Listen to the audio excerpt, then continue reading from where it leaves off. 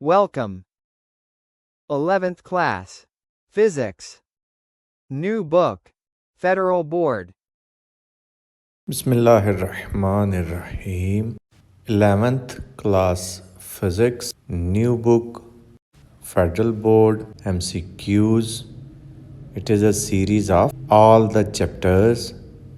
Chapter number 1, physical quantities and measurements, and circle the correct option. The mean diameter of wire is found to be 0.50 plus minus 0.02 millimeters.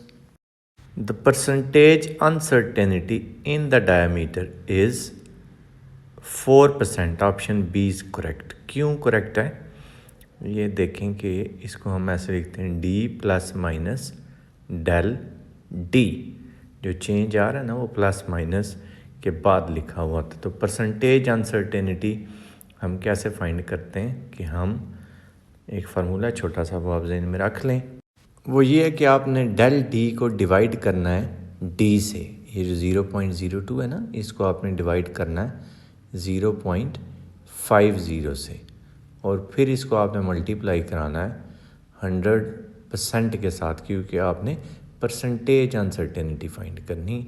तो ये आपके पास simplify होके आ जाएगा 4%. That's why option B is correct. Next question number 2.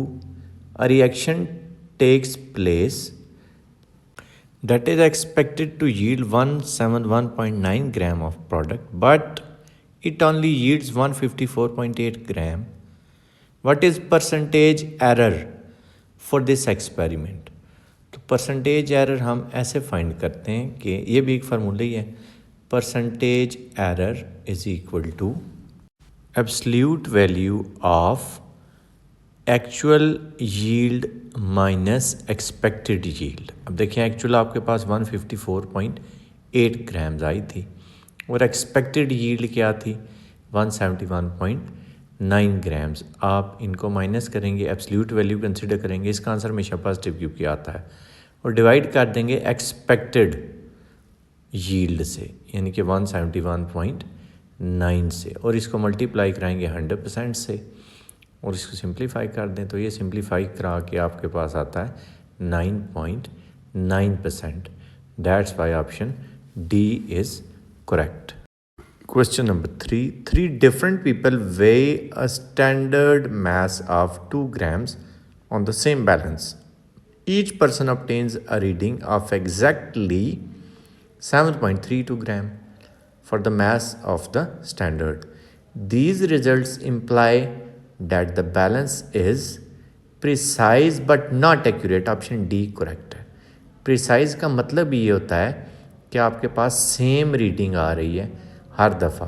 हाँ, अगर ये 7.32 की बजाय होता ना 2.01 ग्राम्स या 1.99 ग्राम्स आपके एक्चुअल आंसर के पास तो फिर हम इसको कहते हैं precise and also accurate.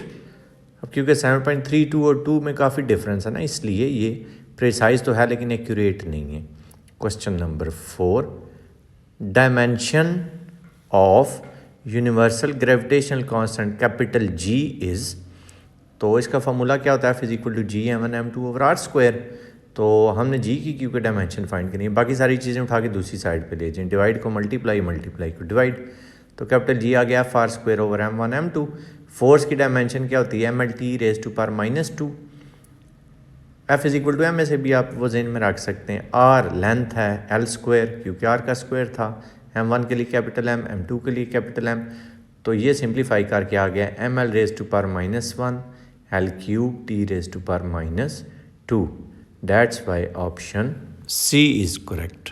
Next is a measurement which on repetition gives same or nearly same result is called precise. Option C is correct. अभी यही बात मैं आपसे डिस्कस कर रहा था, प्रिसाइज और एक्यूरेट में डिफरेंस क्या होता है. Question number 6.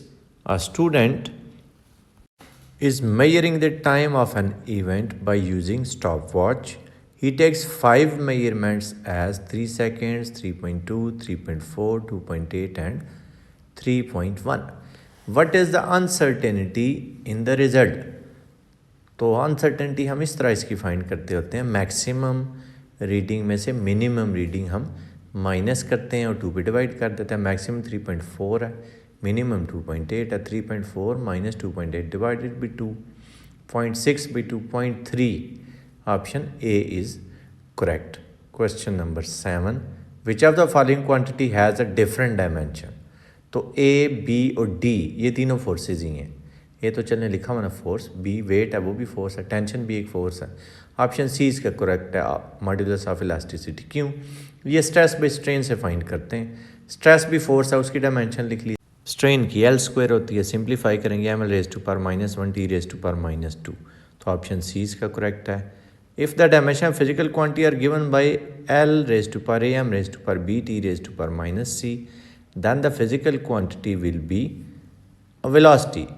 ऑप्शन सी इसका करेक्ट है। बाकी की डायमेंशन भी फाइंड कर लिए हैं, वो आप चेक कर लें। Question number 9, order of magnitude of 10⁻⁶ plus 10⁻³ is. इसको सिंप्लीफाई कर लेते हैं और ऐड करके फिर इसको साइंटिफिक नोटेशन में लिखते हैं। वो आएगा 1.001 into 10⁻⁶। Option C is correct. Question number 10, which of the following may be used as a valid formula to calculate the speed of ocean waves? V is equal to under root lambda g.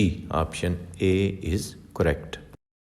For written material, visit notespunjab.com.